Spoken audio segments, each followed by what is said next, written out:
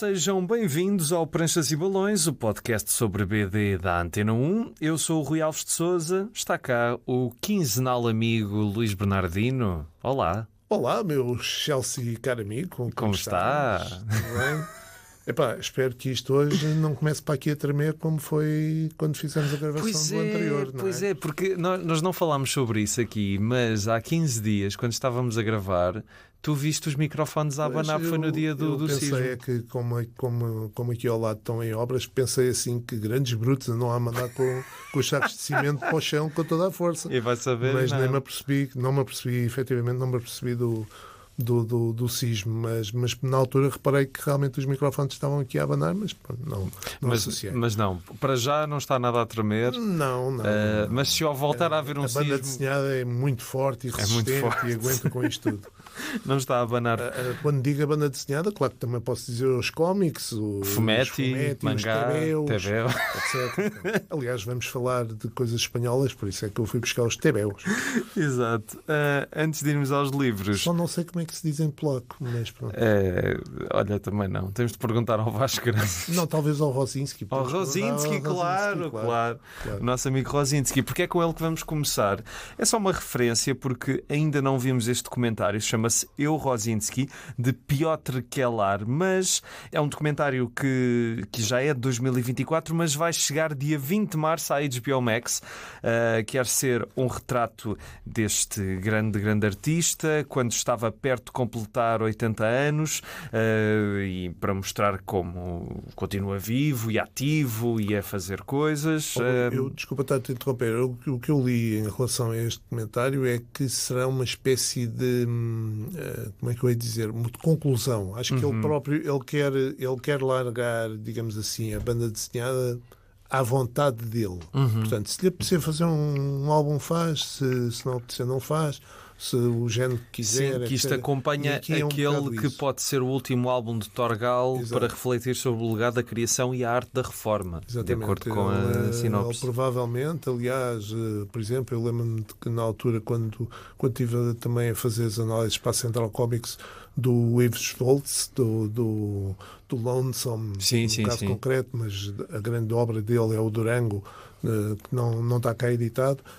Ele também é a mesma coisa. Ele também fez ali o Lonesome e que, teoricamente, aquilo ficou... Pronto, fechou aquele ciclo dos 4 livros. Sim. E ele não iria fazer mais. Eventualmente poderia passar aquilo, testemunhar alguém, qualquer coisa do género. Ele nunca teve problemas com isso, mas ele próprio não queria muito mais fazer banda desenhada. Sim. Ele tinha uma banda, iria se dedicar à banda e à pintura, etc. E eu acho que aqui o Rosinski é um bocado a mesma coisa. Ele está ali a querer...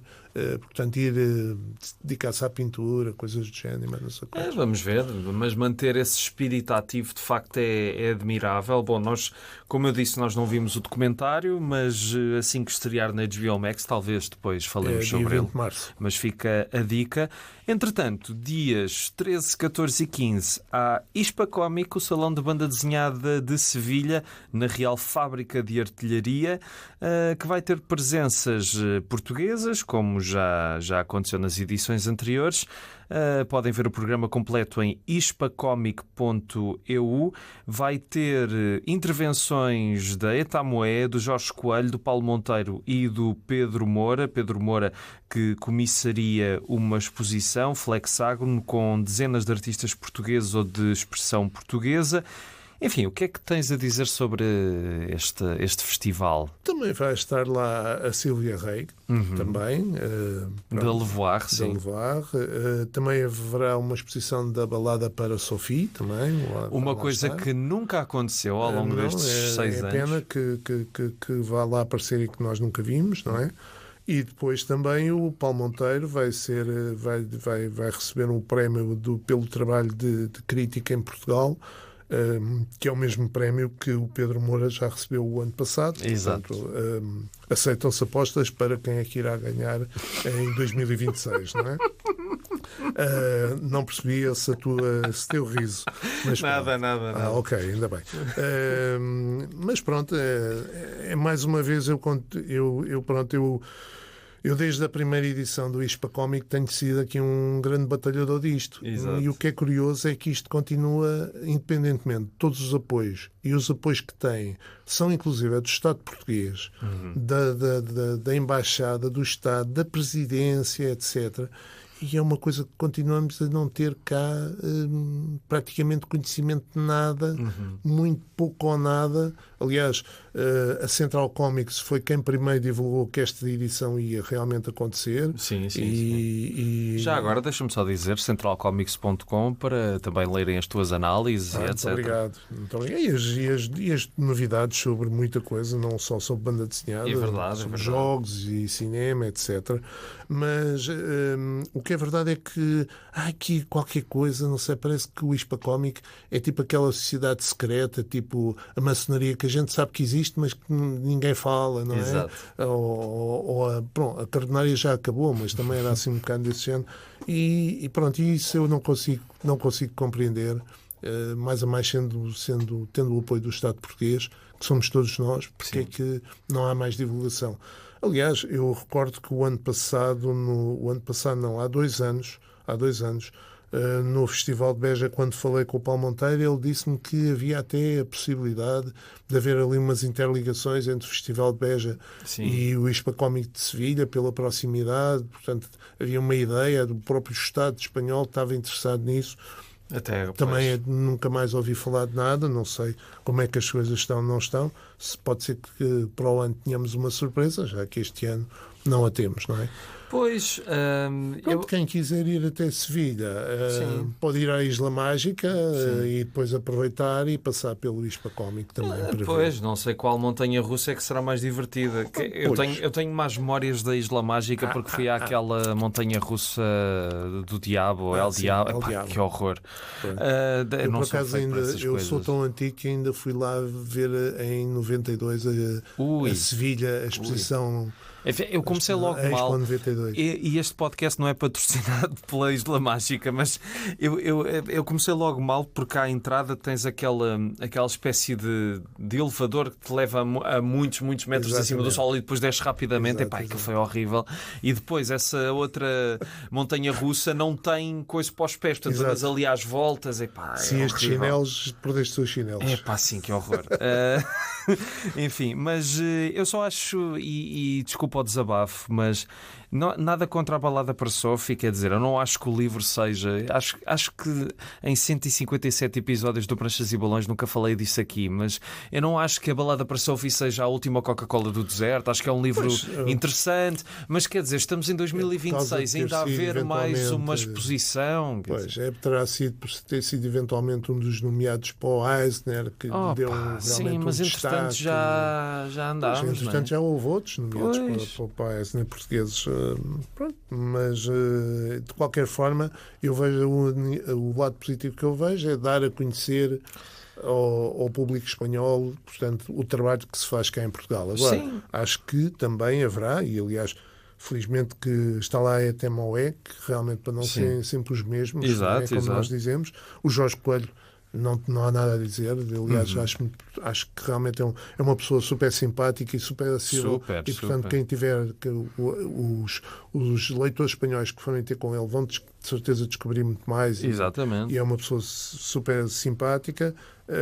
Mas acho que poderia haver aqui talvez mais uma coisa mais bem trabalhada, digamos assim. Sim, acho que sim. Ainda por cima com a exposição que tem lá dezenas de artistas portugueses, acho que era algo que merecia, porque não é só dar a conhecer no sentido em que, isto está aqui, pronto, venham. Não é assim. As coisas têm de ter mais divulgação, mais comunicação.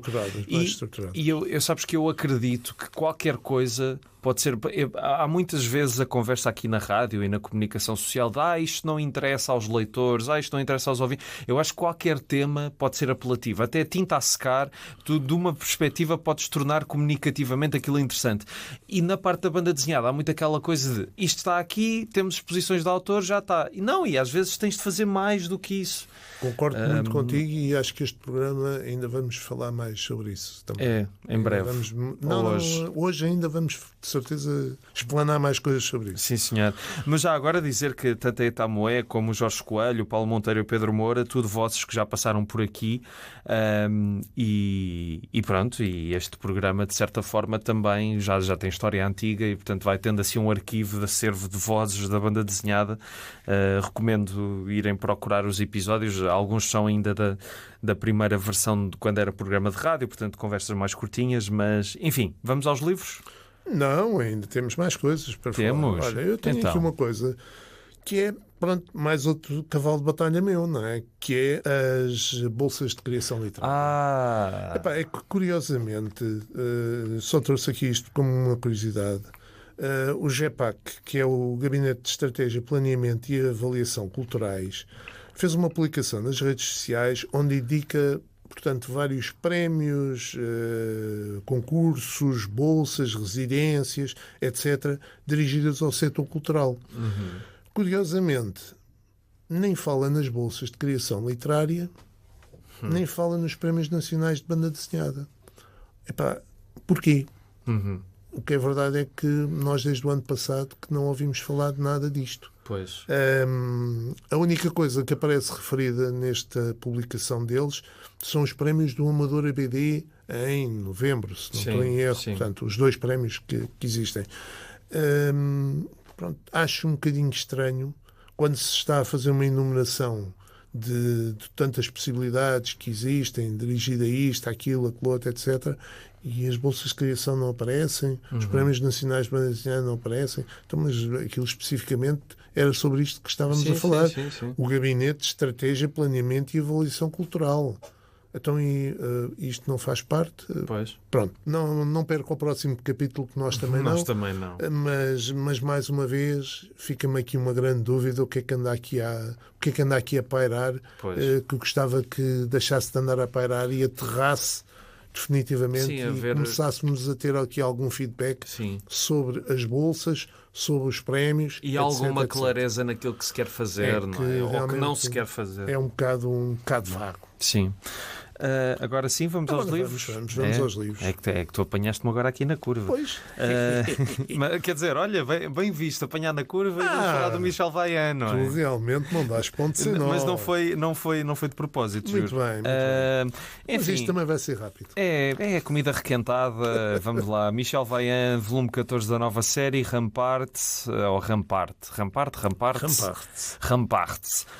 Edição da AS, argumento do Denis Lapierre, desenho do Marc Bourgne.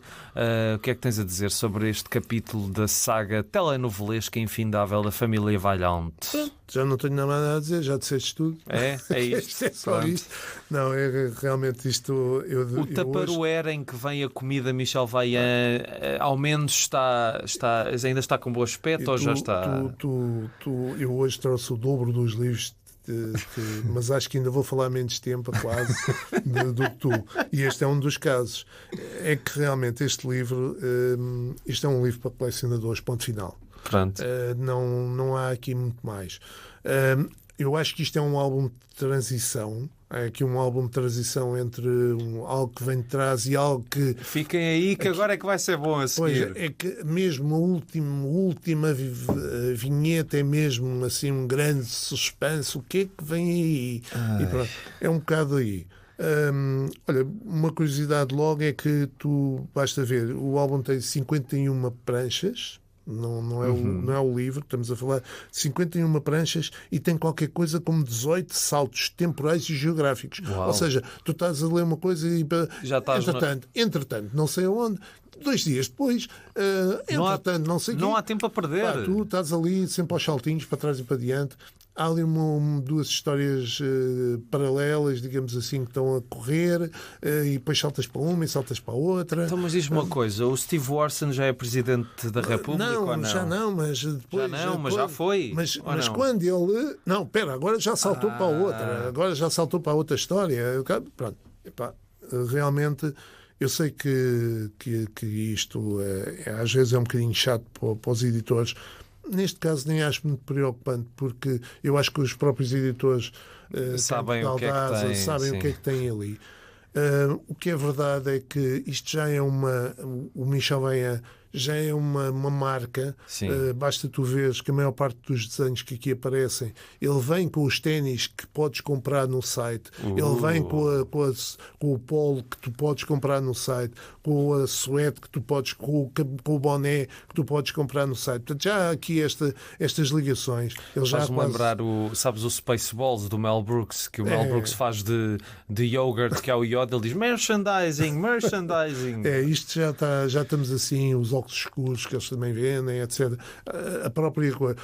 Já há aqui uma coisa que não existia nunca, que é, por exemplo, há aqui 2 carros que aparecem, que são os 2 novos modelos da Vaillant, e até parecem, são realmente pessoas, são designers, efetivamente, que os criaram, e antigamente era ao contrário, eles depois é que se tornavam conhecidos quando entravam nas marcas. Agora é ao contrário, são eles que vêm fazer os carros para a série, e depois aparecem eles mesmos ali desenhados e tudo, etc. Estamos aqui já a falar de outra coisa qualquer que já tem quase pouco a ver com histórias.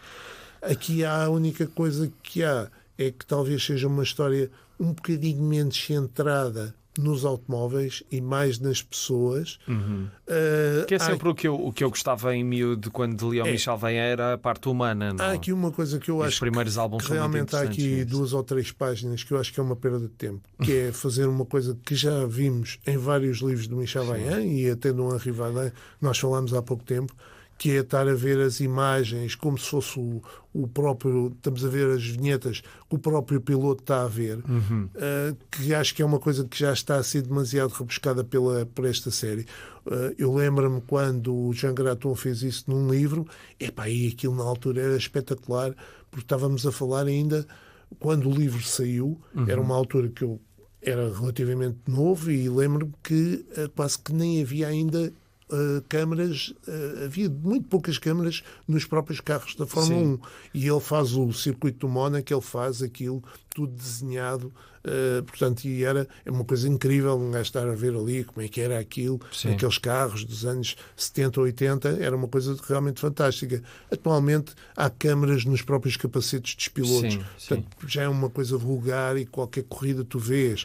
Estar aí a buscar isto em vários livros, ainda por cima, é aquela coisa muito rebuscado já. É aquela coisa que nós já falamos muitas vezes aqui, que é quando tens estas personagens que são exploradas até à exaustão, é muito raro tu conseguires manter algum interesse. E a primeira vez que eu falei do Michel Vaillant aqui, creio eu, que foi com outro volume desta coleção, que é o Pikes Peak, que eu na altura também não... Enfim, é mais um. Se esse é transição, aquilo era de transição só se fosse para ir para o lixo. Mas, desculpem, mas... eu não percebo o que mais é que há para explorar aqui depois de 80, 90 álbuns, já não sei quantos são. Não, isto era este. Esse é o 14 e há 70 portanto, da série original. Não, 60 da série original. Então são 74. 74, mais depois as outras séries que agora estão a surgir à parte. Olha, só mais uma última coisa. Pronto, isto, o Rampart é um circuito, como é que se diz? Feito numa cidade, é um circuito citadino, que é em Angoulême. Quem muito fomentou muito que o circuito continuasse foi o Uderzo, que era um grande fã, tinha Ferraris e corria sempre no circuito, etc. E isto aqui, mais uma vez, é um bocado uma homenagem dos criadores do Michel Vaillant a Angoulême, etc., por aí fora. Este livro foi apresentado quando o circuito acontece todos os anos, e foi apresentado precisamente no circuito o ano passado. E só para tu veres o que é que isto, a máquina que está por trás. Quando foi feita a apresentação do livro, isto foi feita uma exposição de vários artigos ligados ao Jean Graton ainda, foi feita uma sessão de autógrafos, foi feita uma exposição de pranchas antigas e recentes com venda de art strips e várias curiosidades sobre Michel Vaillant. Foi inaugurado um mural que foi feito de propósito em Angoulême, precisamente para prestar homenagem ao Jean Graton e ao Michel Vaillant. E ainda foi feito um desfile com 8 viaturas, que são 8 réplicas do carro do Grande Desafio, de uma daquelas primeiras histórias. A primeira história longa. Pronto, houve realmente uma altura em que foram feitas 8 viaturas que existem, que estão na posse de colecionadores, e que pronto, aquilo já não tem preço, não tem preço de referência, porque são viaturas únicas, e eles conseguiram reunir as 8 viaturas lá e fazer um desfile com os 8 carros lá, etc. Portanto, vê bem o que é que isto implica, esta estrutura, o que é que diz. Por isso, isto é um livro... É mais interessante do que o próprio livro. Pois. Pronto, o que é que acontece? Não é por nós dizemos que gostamos ou deixamos de gostar. Sim. Este livro vai-se vender de certeza. Há muita gente que compra o Michel Vaillant e não compra mais banda desenhada nenhuma, porque é histórias de carros, etc, etc. Mas isso não nos impede de dizer outra vez arroz, não é? Não, aqui até é mesmo um arroz muito requentado. Mesmo. Eu gosto de arroz do dia a seguir numa frigideira com azeite, mas este arroz aí dá já com bolor. Eu sou um grande fã do Michel Vaillant, mas este foi um livro que eu li com algum sacrifício, sim. E só tem 51 páginas. Pois, e fica ali uma questão pendurada. Tenho pena, eu acho que a segunda série estava a ter aqui algumas partes bastante interessantes, porque estavam-se a atualizar, estava aí por caminhos que eram realmente recentes. Eu lembro-me que aquilo quando arrancou não foi mau, mas depois às tantas... Agora está um bocado a mastigar. É mesmo. Enfim, olha. Vamos. Vamos do Michel para o Michael, não é? Então, pois. Michael, o Gato que Dança, o segundo volume da coleção de histórias curtas do Makoto Kobayashi, a partir desta ideia de um gato laranja. Enfim, já o primeiro volume nós falámos sobre ele na altura, quando saiu, é a edição da Sendai. Isto é uma série de histórias que têm a mesma estrutura, é uma paródia aos gatos, ao modus vivendi e modus operandi dos gatos, mas às vezes ir para o absurdo, para o escatológico, muito para o escatológico. Não vai ser a única vez que vamos ter escatológico neste programa hoje, mas também às vezes e isto é particularmente engraçado no livro, quando ele faz aquela coisa de porque é que os gatos nunca poderiam estar numa empresa, porque é que os gatos nunca poderiam ser como os cães, ou serem gatos de caça.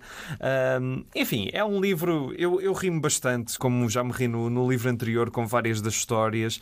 É engraçado que de um livro para o outro há storylines que se mantêm. Há aquela personagem do mafioso que tem medo de gatos e dos outros que se vai mantendo.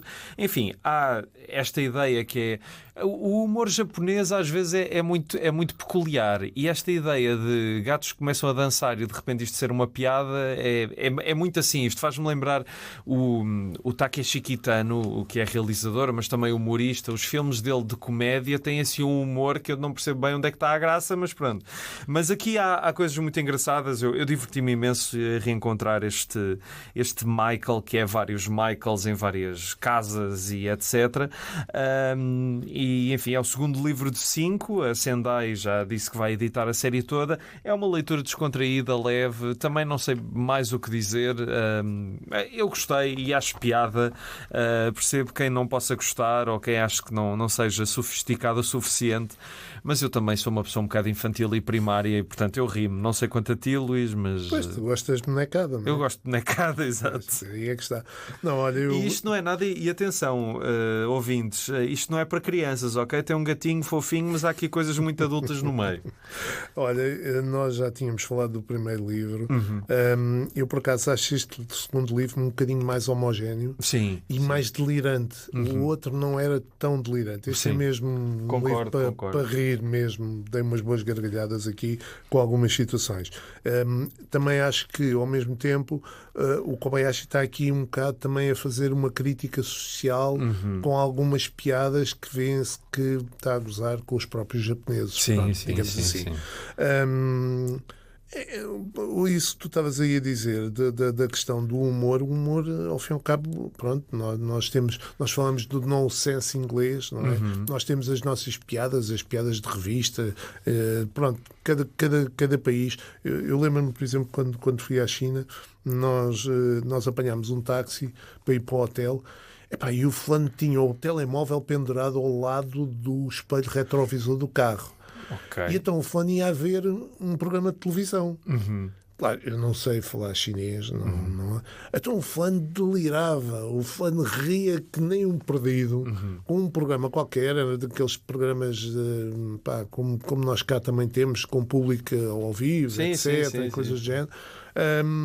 E o fulano estava gargalhado e depois olhava para nós e dizia e a gente, está bem, ok. E eu assim, pronto, o gajo deve ter dito uma piada delirante, mas eu não percebo nada. Mas foi o caminho todo desde o aeroporto até nós íamos sempre preocupados quando é que o fulano ia bater em qualquer coisa, mas ele não largava os olhos daquilo. E como é que é possível? Cá, provavelmente iria levar uma multa assim, secavam-lhe a carta ou qualquer coisa do género. Mas ali era possível aquilo sem qualquer espécie de problema.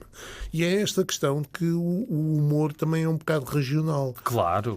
E aqui há muitas piadas que nos escapam um bocadinho, mas que provavelmente lá no Japão serão pura e simplesmente delirantes. Sim. Independentemente disso, há aqui momentos muito engraçados. Sim, há coisas que são boas, há coisas que são universais e não é só aquela coisa de quem tem gatos vai se identificar. Não, porque ele às vezes, é como estavas a dizer, eu também, extrapola isto para um absurdo completo, mas que tem imensa graça. O desenho é muito engraçado. Isto são histórias que foram publicadas originalmente em jornais.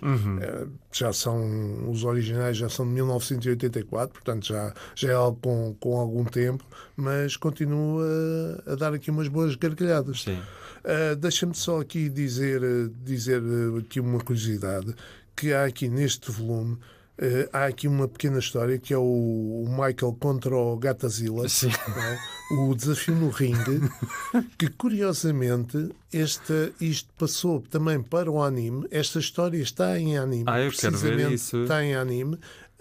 E na altura foi considerada uma das histórias mais bizarras do Michael em anime. Houve muitos comentários quando aquilo passou, no episódio de anime em que aquilo passou. Mas o que é que isto tem a ver? Mas que disparate é este? E é precisamente, eu estive a ver o anime e é precisamente é a transposição para anime precisamente da história. Portanto, leiam a história e depois procurem o anime que vão ver, é tal e qual. A questão da Gatazilla é muito engraçada. E logo a seguir essa história há outra que é uma espécie de paródia ao Fugitivo. Exato. Que se mostra também o tempo em que isto foi feito, porque se calhar há muita malta nova que não se lembra do Fugitivo. Há o filme do Harrison Ford, mas antes há a série dos anos 60, 50, 60, e esta história está muito engraçada. Ver, o meu pai não me deixava ver. Deixava à porta da sala porque era às 9 horas tinha de ir para a cama. Que é o Richard Kimball, que está a fugir da polícia, mas neste caso, como ele é veterinário e é muito bom no seu trabalho, ele para tudo. Mas também era conhecido pelo Maneta. Exato. A série do Maneta. Porquê? Porque ele ficou sem uma mão às tantas? Porque assim, se tu viste o filme, lembras-te que ele tem uma prótese, não é? Não me lembro, já vi o filme há uns anos. O assassino tem uma prótese. Ok. E então havia muitas pessoas. Já sei. E havia muitas pessoas que ou diziam ou o Fugitivo ou o Maneta. Então, visto, só tem uma Maneta. Era a designação. Há uma foto incrível de quando o último episódio passou na RTP nos anos 60, que é uma foto que vi num livro dos anos 60, que são para aí 30 pessoas à porta de uma loja a verem num televisor o último episódio. Era muito assim. Enfim, olha, então Michael, o gato que dança. Para quem gosta de gatos e não só. Eu acho que é mesmo muito divertido, é uma boa aposta da Sendai, não só porque os gatos vendem, mas também porque acho que é uma aposta muito interessante. O primeiro volume, As Desventuras de um Gato, também está disponível, e os outros 3, que se chamam Casos de Família, Negócios à Parte e Vizinhança em Caos, vão ser editados pela Sendai. Estão aqui as capas no final deste livro. Enfim, descubram. E continuamos no humor. Lá está, voltamos à escatologia. A incrível Adele é uma personagem que tem dado muito que falar e que tem sido um sucesso de vendas cá também. A criação de Mr. Tan e Diane Lefebvre, que tem agora os volumes 14 e 15, lançados pela Bertrand Editora, respectivamente chamados Puns Atómicos e Funky Fofinho. E depois querem que as pessoas levem a banda desenhada a sério, não é? Pois, Epá, eu não sei se percebeste que eu é que trouxe isto só para te ouvir dizer isso. Puns atómicos, não é? Exatamente. Não, Isto é aquele tipo de livro que eu mostro às pessoas quando digo não, ouçam, nós estamos aqui a fazer um trabalho digno da banda desenhada, um livro chamado Puns Atómicos. Estou a brincar, obviamente, não há qualquer problema com um livro chamado Puns Atómicos. Pois, olha, agora, Rui, nós estamos na brincadeira, mas eu acho que é uma brincadeira muito séria agora que a gente temos aqui de falar aqui. Eu trouxe isto com um objetivo muito concreto. Nós já aqui falámos por, pelo menos, tenho aqui a indicação que eu me lembro de eu ter trazido esta banda desenhada para um público infantil-juvenil. E a questão aqui que nós depois podemos aqui colocar é porque é que esta banda desenhada merece mais ou menos ser falada do que a Estrada, do que o Meu Irmão, do que o que é que seja. Podemos ir buscar outros livros, aqueles que a ASA publicou agora do Rever com Mães. Porque é que estes não merecem ser tão falados? Porque tens aquela dualidade que é: as pessoas querem mostrar que a banda desenhada não é só infantil, mas por outro lado parece que descartam a banda desenhada infantil na conversa da banda desenhada. Mas é que a questão é essa mesmo, é que para já isto merece muito ser falado, porque isto e já não é a primeira vez que eu falo aqui da Adele, porque isto é uma das bandas desenhadas mais vendidas em França. Exatamente. E cá em Portugal também tem sido. Sim. E, portanto, não sei porque é que a gente está a estar aqui a minorizar estas bandas desenhadas que são para um público infantil. Totalmente. Sim. Aliás, muita daquela banda desenhada que nós falamos e dos autores que nós falamos agora, com todo o respeito e toda a veneração, e neste momento estou-me a levantar e a dobrar para fazer aqui uma homenagem, mas a questão é que começaram precisamente por ser para público infantil. Claro. Curiosamente, esta semana comecei a ler um livro sobre a editora Lombard e que fala precisamente sobre o início da revista Tintin. O prefácio é do Jean Van Damme, que portanto é uma referência. Claro, não é? Enorme. Lá estou eu outra vez a levantar-me e a fazer aqui uma vénia. E o Jean Van Damme está a falar sobre o primeiro número da revista Tintin, de como ele foi a correr antes do quiosque abrir para ter a certeza que conseguia comprar. E como descobriu, e a questão depois é que nós às vezes esquecemos olhamos assim, falamos das coisas um bocado no ar. A revista Tintin, o primeiro número da revista Tintin, saiu precisamente um ano depois da Segunda Guerra acabar. Exatamente. O país ainda estava em recuperação. E o próprio RG também depois entrou nessa altura num processo porque trabalhou no Le Soir, que era um jornal colaboracionista. Ele estava, aliás, o Raymond Leblanc, que era uma das foi quem das o salvou, foi quem o salvou e lhe deu trabalho, ao fim e ao cabo, para lançar a revista. E tu lês aquele prefácio do Jean Van Damme, tu ficas assim a pensar, realmente a importância da revista Tintin. E nós estamos aqui a falar, e muitas vezes vamos falar sobre personagens e criações que vão buscar muita coisa a toda essa franja de dor, digamos assim, daquela altura, não é? A maneira como ele fala daquilo, eram crianças, como nós tivemos cá, os miúdos que falavam do mosquito, etc, e por aí fora, e que é esse público que agora tem 80, 60, 70 anos, 60 como eu, etc, e que falam tanto e gostam tanto de banda desenhada. E se nós não falarmos agora dos nossos filhos, dos nossos netos, e não os incentivarmos, e quando falamos de banda desenhada infantil-juvenil, temos de falar da Adele, como falámos cá da outra vez do Luskin, do Jamie Stewart, ou dos Desencantados do Amaron também, exatamente, que foram livros que nós falámos aqui. Portanto, esses são para os miúdos. Se isso não acontecer, a banda desenhada vai acabar de alguma maneira como nós conhecemos atualmente. Porque passa a ser uma coisa acessória e se calhar mesma maneira que a filatelia desapareceu, da mesma maneira que as coleções desaparecem. Mas claro que se uma pessoa, e acho que num podcast como este temos essa obrigação de estar a par do que vai saindo e tentando perceber que por vezes as coisas não são feitas para nós, mas é interessante lê-las da nossa perspectiva e tentar compreender porque é que as coisas são um sucesso, não é? Claro. Eu sempre, desde o início, tive essa perspectiva aqui no Pranchas, já trouxe muitos livros que disse claramente, isto não é para mim. Mas, se eu vejo miúdos, por exemplo, o Coelho versus Macaco também. Exato. Eu que quando também é do Jamie Starr. Vejo tantos miúdos com esses livros na mão ou com séries de shonen de mangá que a mim não me dizem nada.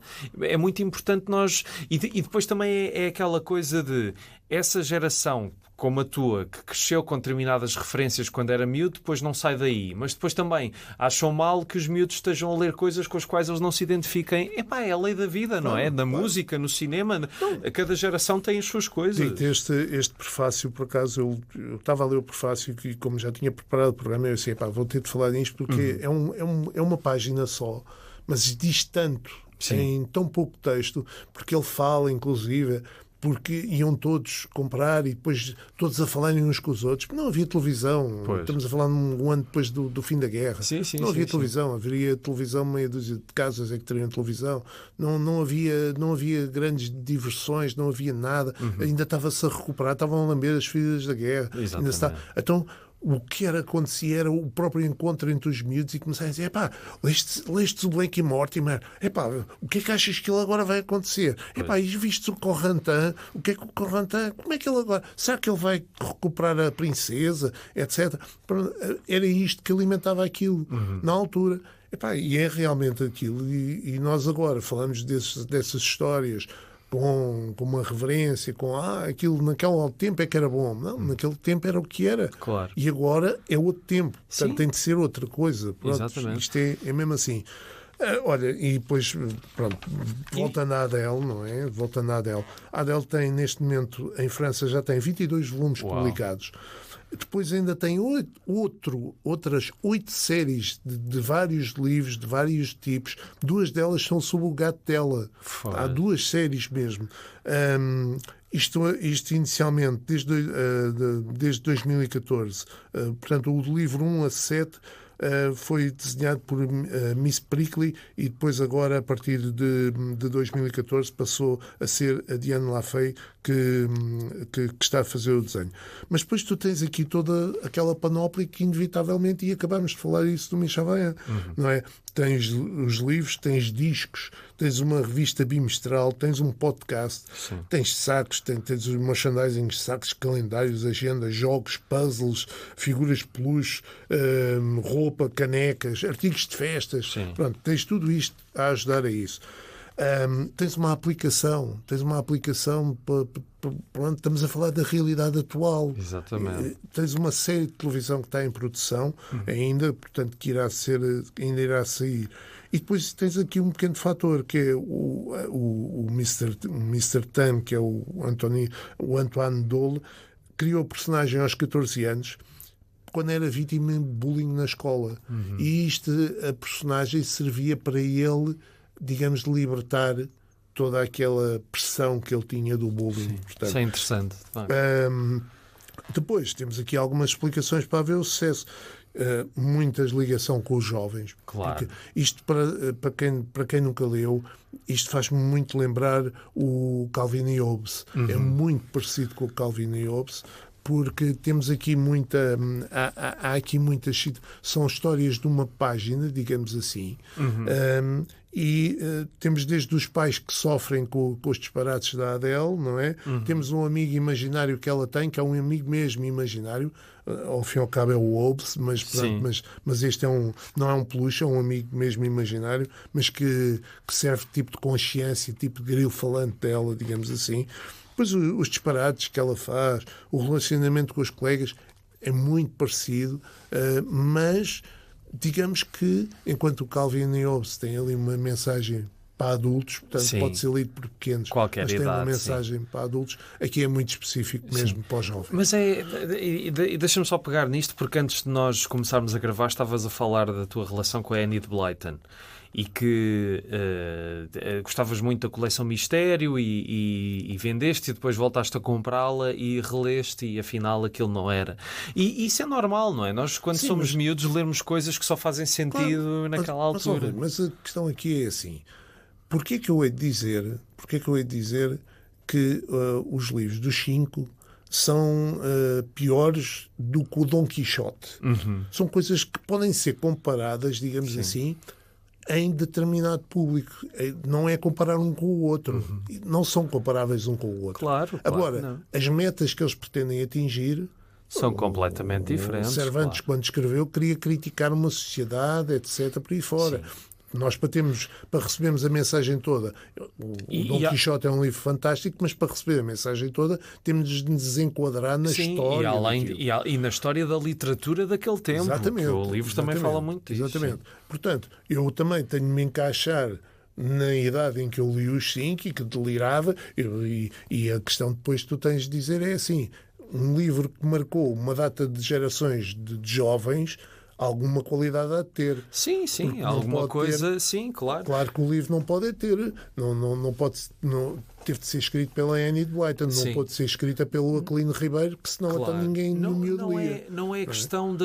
Não é bem a palavra qualidade, é um ingrediente que faz com que a coisa funcione. Exatamente. Não precisa de ter qualidade, mas pode ter, por exemplo, há música que eu não acho que seja boa, mas por alguma razão as pessoas gostam e não é? Mas se calhar gostam para ouvir num determinado momento. Não, mas é daquelas lugar. Coisas que eu acho que qualquer sucesso que haja em qualquer área é bom para a área no geral, não é? E haver uma banda desenhada que venda, como o caso da Incrível Adele, é ótimo para toda a gente. Acho que cria oportunidades de mercado e interesse, como por exemplo, não é bem banda desenhada, está ali na fronteira, o Diário de um Banana, não é? O Diário de um Banana é um sucesso, deu origem cá ao Estranhão, que é a mesma coisa, só que em português do Álvaro Magalhães. Quando eu era miúdo, havia uma série de livros que eu adorava, que eram os do Capitão Cuecas, do Dave Pilkey, que as professoras não gostavam nada, porque aquilo era burgueso, era escatológico e não sei o quê. Eu preferia muito mais ler aquilo do que estar a ler, sei lá, uma aventura ou as coisas que as pessoas achavam que era correto ler-se. E não tem qualquer problema, todos nós já fomos miúdos e não podemos dizer desta água não beberei, todos nós... Eu quis trazer estes livros precisamente por isso, porque nós também temos de falar da banda desenhada objetivamente para infanto-juvenil e às vezes eu fico parvo quando vejo algumas pessoas a dizerem que um livro é de infanto-juvenil e eu pergunto-me se isto é infanto-juvenil, então mas o que é aquilo? Então, o que é esta Adele? Então é o quê? Chegámos a falar há 15 dias, não foi? Das vinhetas de ouro e da categoria de BD infanto-juvenil. É muita coisa. Porque é que não há uma exposição no Amadora BD ou no Maia BD ou no Coimbra BD da Adele? Porque estamos a falar de banda desenhada. Isto são histórias. Porque é que há do Charles Schultz, não é? Também são tiras. E bem, não há da Adele, pronto, a questão é tão simples quanto isso, não é? Portanto, o meio da banda desenhada em Portugal é muito peculiar, porque há coisas que parece que têm muitas regras e outras que não têm regras nenhumas e enfim, é de facto estranho como é que uma série como esta não tem essa... Olha, basta dizer que...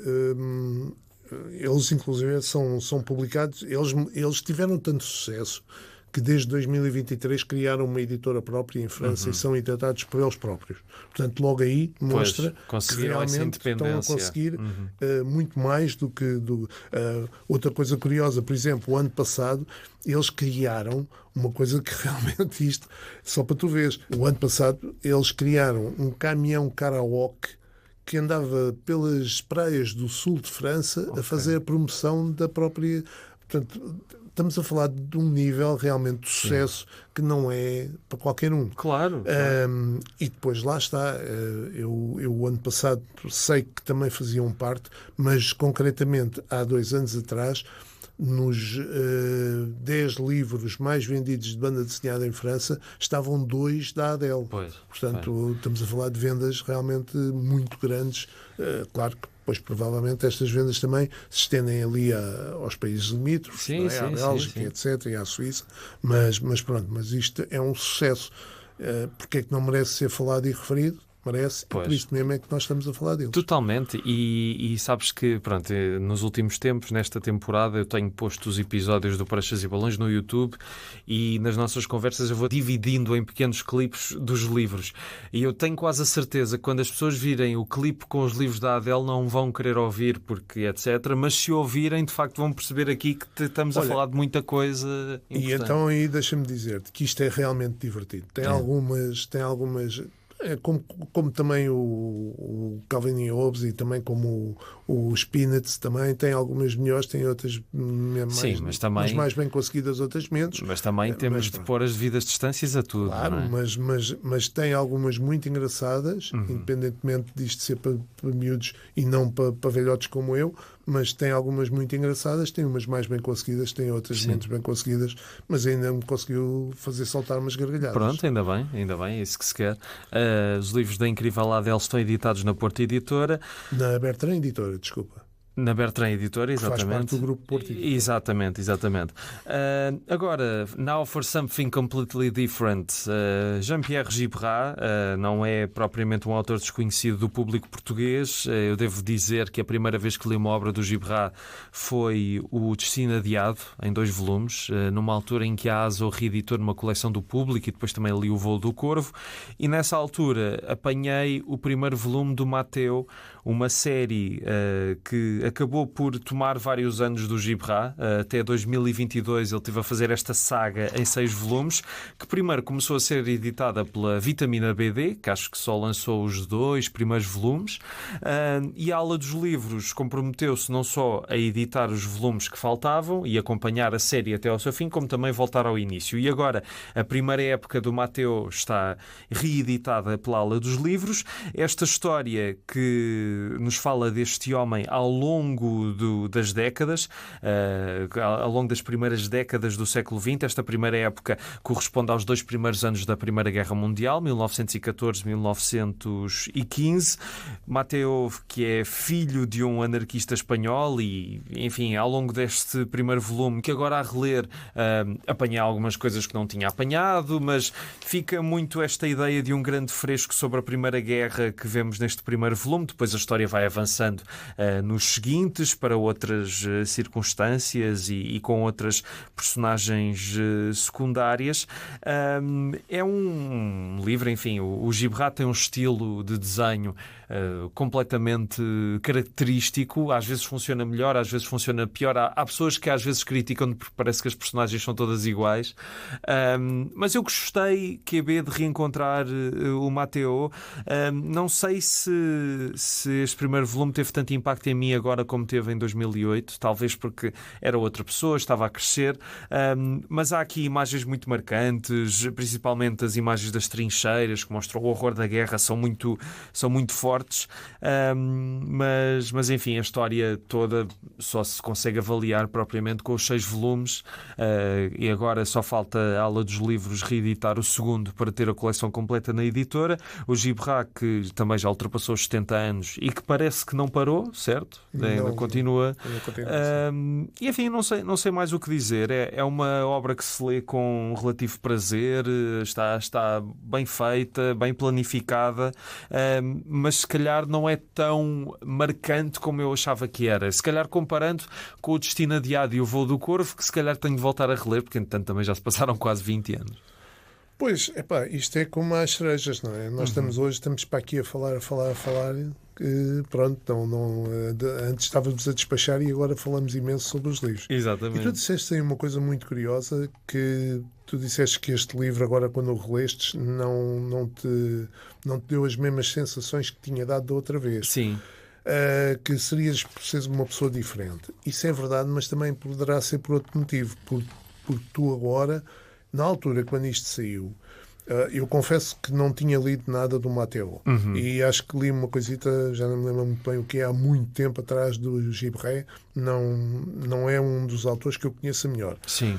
Li agora este primeiro volume do Voo do Corvo. Deixa-me só dizer... Do Voo do Corvo, desculpa, do Mateu. Deixa-me só dizer que também na altura foi por um mero acaso que o descobri, também como queria ler banda desenhada mais adulta, talvez tenha sido mais marcante para mim por causa disso. Mas também a outra questão era o que eu ia dizer, não terá sido só por tu seres uma pessoa diferente, como nós somos todos os dias, mas também por tu agora tens muito mais banda desenhada, muito mais, nem a bagagem, tens muito mais escolhas e tens muito mais coisa, porque na altura que eu lembro-me, quando aquilo saiu, quando a Vitamina BD apostou nisto, não haveria muita coisa parecida, não havia assim tanta coisa assim, não havia tanta banda desenhada publicada e deste género, então não haveria tanta coisa assim.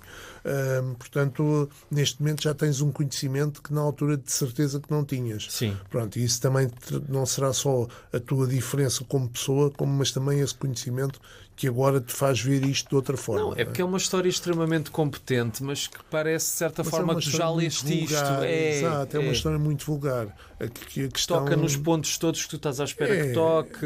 E depois é uma questão, não sei se tu reparaste, é um livro demasiado literário. Tem muito texto. Sim. Tem muito texto aqui, independentemente de haver alturas em que avança com o texto e outras que avança com o desenho, mas é um livro muito literário, tens muito para ler, mas não é aquela questão como o Blake e Mortimer, em que tens muita coisa que é redundante. Aqui não.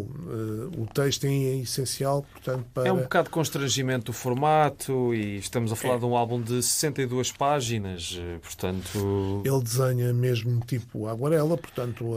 E isso de facto é o mais marcante, não é? Quer dizer, o estilo do Gil Brahe de facto funciona... Deixa-me depois aqui também dizer outra coisa que eu realmente reparei e que me suscita a de ler agora os restantes livros do Matteo.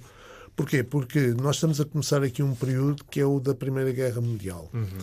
E estas pessoas, e ele é um jovem nesta altura, e estas pessoas, tu vais ver agora, ele é como tu disseste, é um filho de um anarquista espanhol.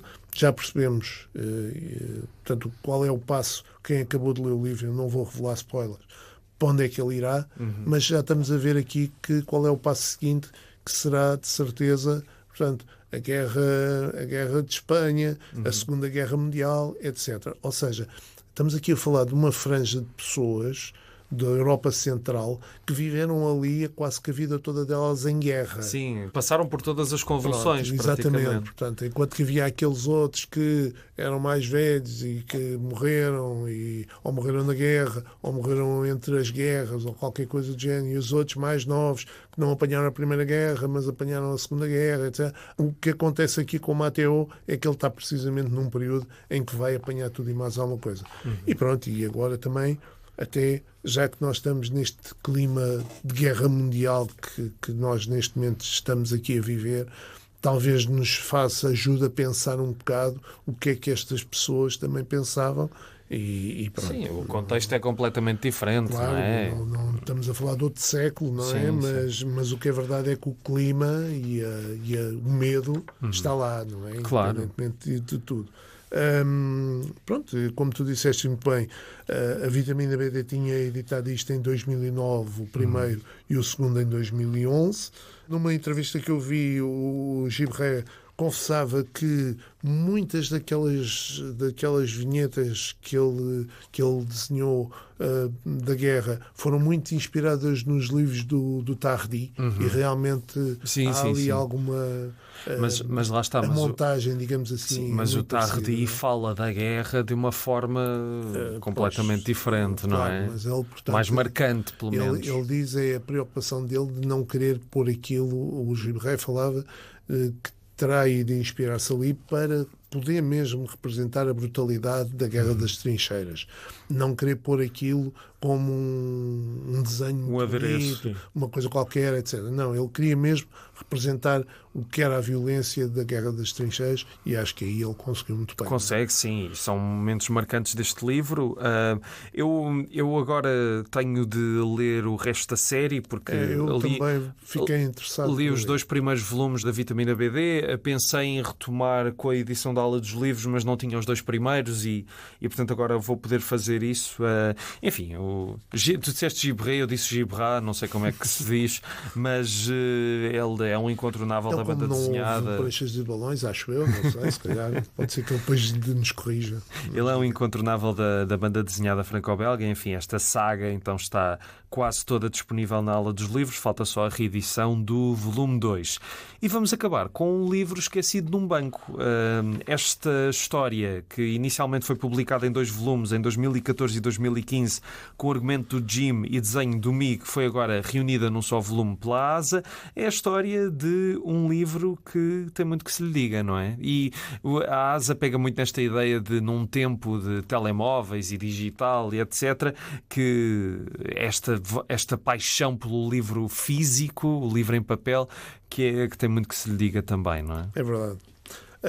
Pois, isto é a ASA e nós estivemos lá naquela apresentação que o editor da ASA, o Luís Saraiva, fez, e ele assinalava precisamente que havia a ideia de pôr este livro tanto na rua, mais ou menos na altura do Dia dos Namorados. Este é um livro que fala do tema dos relacionamentos e também, como tu disseste muito bem, da questão do livro físico. Aquilo que muita gente disse que com os tablets e com os Kobo's e coisas do género que iria acabar, mas que afinal não acabou e, pelos vistos, até parece estar muito bem e de boa saúde, seja de banda desenhada, seja de texto literário, portanto, continua. Uma história, não é propriamente uma história de amor, é mais ou menos, talvez sim, talvez não. É muito linha clara, sim, para quem é uma história descobrir. Muito light, muito para dispor bem. Curiosamente, assim. Por acaso, é uma das coisas dos livros do Jim. Por acaso, eu já tinha lido um outro livro do Jim que não está cá editado em Portugal, que é uma pequena tentação, se não estou em erro, a tradução é uma pequena tentação, e é um bocado também neste género. Aliás, quando acabei de ler o livro, eu fiquei assim naquela, isto é quase com outras personagens e uma história um pouco diferente, mas a sensação foi quase que a mesma que quando acabei de ler o livro. Este e o outro foi quase a mesma coisa. Graficamente é muito atrativo. O livro é um livro que vai ter muito público, de certeza. Muito aqui a questão das relações humanas está muito trabalhada. Mas a partir desta ideia de um livro que circula entre as pessoas e é engraçada essa ideia de como um objeto pode influenciar tantas vidas, não é? Não é propriamente nova, mas também não precisa de ser. A questão aqui é que será que existem mesmo pessoas assim que fizessem mas isso? Não, mas há uma coisa que é o book crossing. Sim, não é? Será que isto é para criar ambiente e falarmos das relações humanas, não da questão dos livros, etc. Faz-nos pensar um pouco, faz-nos ver ali. Há ali algumas imagens que são espetaculares e quase parecem tiradas de uma série de televisão, com aquela montagem e as cores, etc. Por aí fora. A personagem principal também é uma personagem com pouca profundidade, também, o que eu acho pouco elaborada. Parece que é mais importante a história do que as personagens, etc. Pronto. Mas as personagens são meros mecanismos para a história. Eu sou um bocadinho suspeito aqui nesta questão, até da questão dos livros, porque, como tu sabes, parte destes livros que sei lá, para aí 50% dos livros que eu falo aqui sou eu que os compro. Eu não recebo livros das editoras.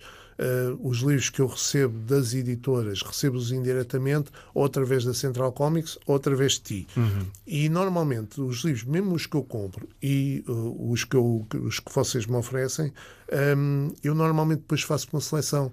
Há um ou outro que eu ofereço a alguém, há um ou outro que eu fico, mas depois normalmente ofereço a bibliotecas na zona da minha casa. E ofereço precisamente por isso, porque faz-me impressão os livros estarem na prateleira sem serem mexidos e sem serem usados. Então prefiro passá-los. E ainda agora, curiosamente, há dias estive na biblioteca de São Domingos de Rana, que é mais perto da minha casa.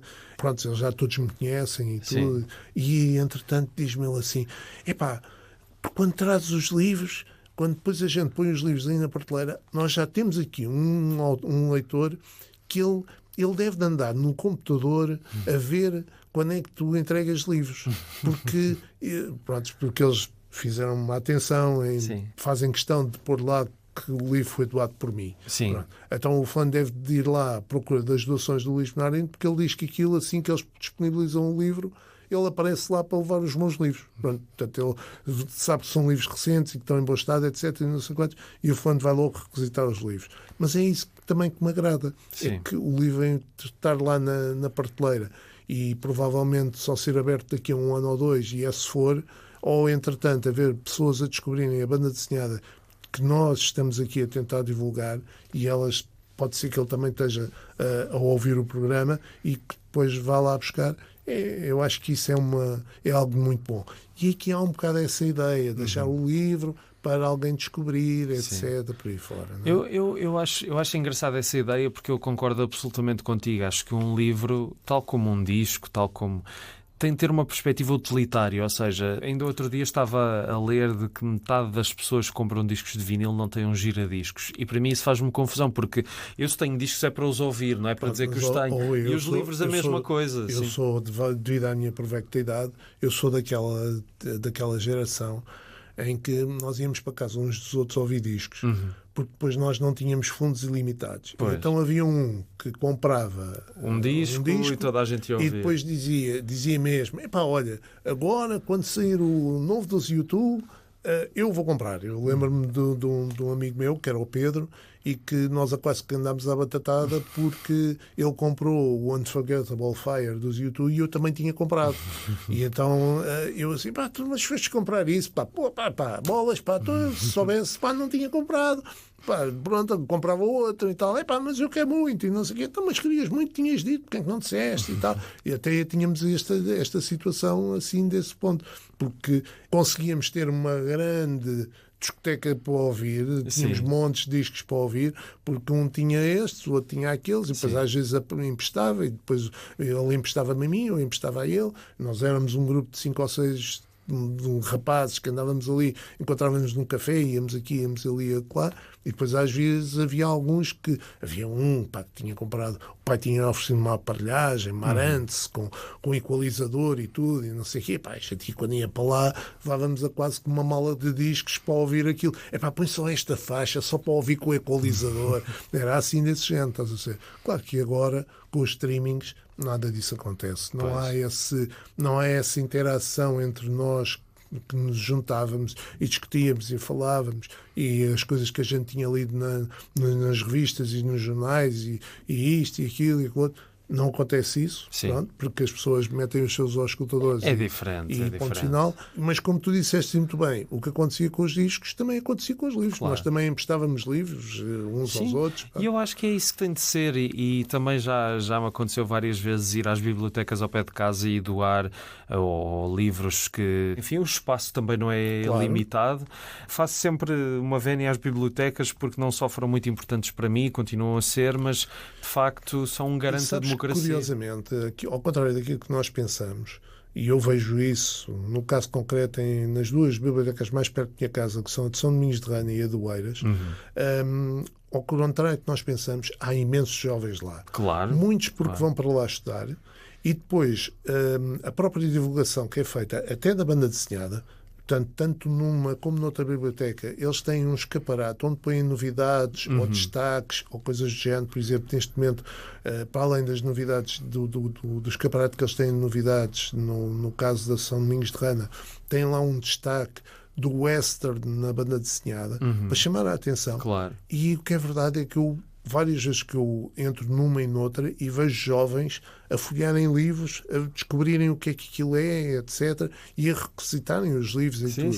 Ao contrário do que nós pensamos, não vai lá ninguém. Não, vai lá muita gente e há realmente. Inclusive na de São Domingos de Rana, aquilo está mesmo ao lado de uma escola. E eu vejo muitas vezes os miúdos irem lá à hora do almoço e estarem lá a folhear e a ver livros, etc. É aquela coisa também que estava nesse artigo que eu li, que a geração... Eu às vezes parece que sou da geração Z ou não, porque há quem diga que os millennials são até 95, mas que a geração Z começa em 95, mas que é esta ideia de voltar ao analógico, de não só o vinil, mas os livros em papel.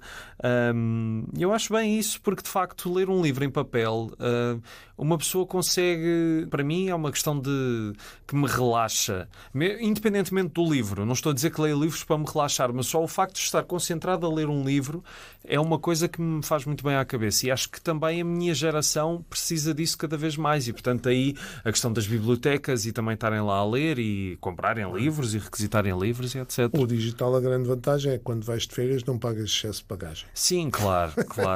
Mas às vezes há coisas que não são o mais prático, mas não é por isso que deixam de ser tão... Eu tenho uma colega aqui que uma vez, quando viu que eu estava com muitos livros na mão, mas eu tenho tudo no Kobo.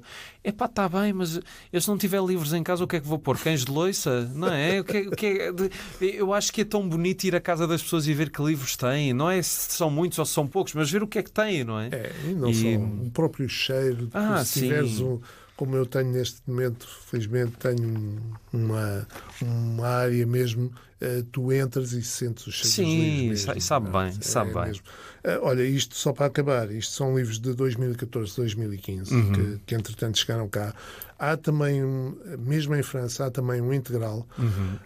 Curiosamente, o integral é diferente deste. Isto aqui é como se fossem 2 livros. Sim. Tu, ao leres o livro, é como se fossem 2 livros. Exato. E o integral francês, não. É um livro como se fosse continuado. Okay. Ou seja, tu, quando acabas o primeiro livro, não tens a separação. Não tens uma separação e viras a folha e continua. Aqueles esquiços que aparecem em meio do livro aparecem no final muitos mais, portanto, e pronto, com os textos como estão aqui, mas são muito mais esquiços e alguns deles até muito interessantes, porque vê-se que há muita coisa que foi desenhada quase que no café. Dá para entender que aquilo ele estava a ver e estava a desenhar, a tirar as ideias ao vivo, digamos assim. Mas pronto, mas de qualquer maneira é uma bela edição da ASA e é um livro que vai agradar de certeza a muita gente. É um livro esquecido do banco. O Dia dos Namorados já foi, mas o amor é todo o ano. Isso é eterno. Luís, ficamos por aqui hoje, não é? Vamos, hoje não trouxe velharias. Nem Hugo Prato. O Hugo Prato, não sei. Espera aí, não trouxe. Tenho de trazer um pin para me lembrar. Quer dizer, se calhar em breve vamos ter Hugo Prato, não é? Talvez. Mas na próxima segunda vamos ver se há conversa com autores de BD. Luís, até daqui a 15 dias. Até daqui a 15 dias e boas leituras. Boas leituras para os ouvintes. Até para a semana e uma boa semana.